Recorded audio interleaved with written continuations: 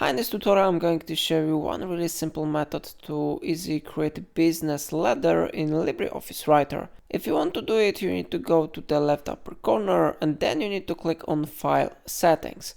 After that we need to go to Templates and here we need to select this one option, Manage Templates. Alternatively, you can try to use shortcut from your keyboard Ctrl-Shift-N to do it, so I click on it. And then Templates window should be successfully loaded here. So now we can select the second option, Modern Business Letter Sans Serif.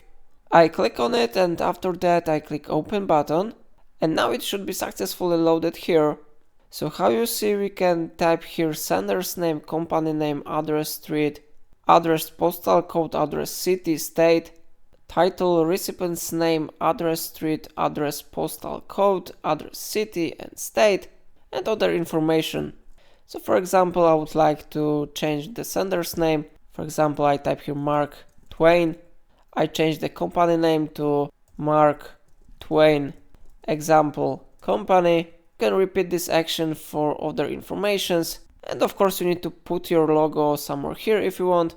So it is how it works. I recommend you to use this template if you want to send a business letter. If I helped you, remember to like this tutorial and subscribe my channel.